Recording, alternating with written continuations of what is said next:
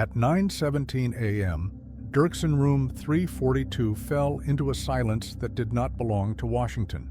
Not the political silence of paused microphones, not the procedural quiet between speakers. This one was heavier. It pressed against the walls. It settled across the desks. It moved through the room like a slow, deliberate tide. The source of that silence was a single piece of paper, folded twice, edges worn as if passed through too many hands, yet stamped with nothing that proved it had ever existed. Director Willard Burns sat before it, his posture held steady, but his eyes were already searching for an escape route he could not name out loud. Every person inside room 342 sensed the fracture forming, a crack at the intersection of secrecy and oversight, a collision that no federal director was trained to navigate. The document was labeled Directive Vestige 12, a title so intentionally empty that the emptiness itself was alarming. Directive, Vestige, 12. 3 words that revealed nothing, yet implicated everything. No date in the upper right corner, no department emblem, no clearance classification. Only a watermark of 12 parallel lines, thin enough to vanish under brighter light, but unmistakable in dim conditions. Precisely the kind in which the document had circulated. Analysts who reviewed it described the same reaction. Whoever wrote this did not want to be found, but someone wanted it to surface. Someone wanted it to land on the witness table at 9:17 a.m. Exactly when Burns took his seat.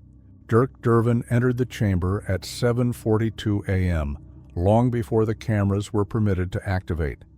He carried the directive between 2 fingers, as if it might stain anything it touched. Behind him, Alicia Warren walked with the practiced stillness of someone who had spent years waiting for a moment when a document would finally betray the system that produced it. Her binder contained 63 pages, not of answers, but of unanswered requests. Requests submitted, ignored, resubmitted, and at times returned with markings so vague they looked like the pen ran out mid-sentence. Both senators had arrived early because neither trusted the envelope that delivered Vestige 12 the night before. Pam Bondi found the envelope outside her office at 6:11 a.m. No sender, no seal, no courier confirmation. Inside were 4 items: a USB drive containing metadata scrubbed files, a fragment of an unsigned memo, a partially redacted briefing index, and a short handwritten instruction. Room 342, do not delay. The USB files held cross-references to divisions under Burns' command. Nothing conclusive, everything suspicious. Bondi inspected the pages under a lamp. Several footnotes lacked dates. One paragraph had been rewritten 3 times in different handwriting. Either a sloppy forgery or a rush job from a source who feared the clock would outrun them. Dervin placed Vestige 12 on the table without sliding it toward Burns. He wanted the director to feel the distance, to feel the weight of the question before it was voiced. The room filled slowly. Aides, clerks, counsel teams. Every arrival deepened the anticipation. Warren sat with her binder closed, hands still, eyes fixed on Burns with the quiet calculation of someone who already knew what the first crack would look like. Dervin asked the question with the precision of a scalpel. Director Burns, is Directive Vestige 12 operational? No introduction, no framing, no courtesy.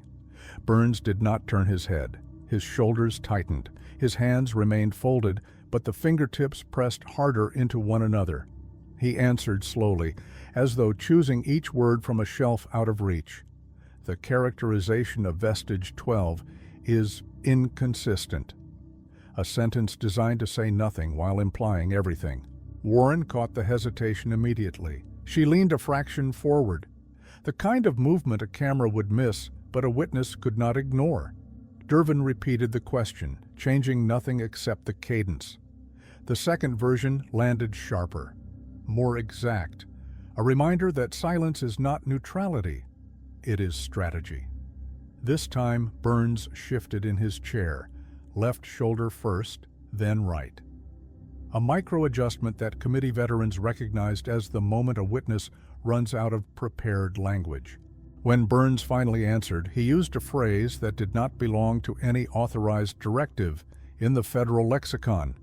Vestige 12 is part of a contingency alignment. Contingency alignment. Two words that sounded procedural yet appeared in no statute, no manual, no oversight memo, and no public framework.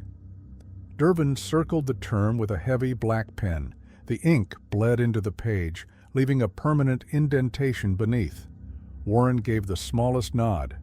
Not agreement, but confirmation that the director had stepped directly into the trap. The atmosphere changed.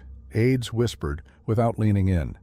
Bondi exchanged notes with a speed that betrayed urgency. Even the clerk's page-turning became louder, as though the paper had gained mass. Routine evaporated. Burns was still speaking, but no one in the room believed the words were chosen freely. Warren opened her binder for the first time. 63 pages. Everyone a step toward a question that no director wanted to hear. Bondi placed the leaked attachments into the committee record. No flourish, no commentary, just the quiet finality of cardboard sliding against wood. The folder was labeled 342-Archive, a designation used only when the committee anticipates a dispute over ownership of evidence. The message was unmistakable. Vestige 12 had crossed from rumor into record. Realizing the direction of the hearing had veered beyond his control, Burns requested a recess. Not after an hour, not after a revelation, barely 15 minutes in. Dervin denied it instantly. No deliberation, no exchange with counsel. It was the rejection of a man who expected the request long before it came. Warren closed her binder again. Not an ending, a warning. What happened behind closed doors after the microphones were switched off remains sealed. But one fact escaped the sealed session. Vestige 12 contained directives that altered interbranch notice requirements in ways no oversight body had ever approved. Burns left the chamber with the same document he entered with, unanswered. Room 342 returned to motion long after Burns had gone. Staffers gathered fragments of paper. Clerks boxed the record. Counsel moved in silence, each aware that the morning had crossed a threshold that could not be uncrossed. Vestige 12 left behind no signature, no author, no proof. Only a timestamp and a director who refused to say whether it lived or died.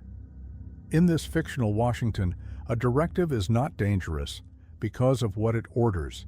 It is dangerous because of what it avoids saying. And at 9:17 a.m., Dirksen Room 342 learned that silence can be a form of power.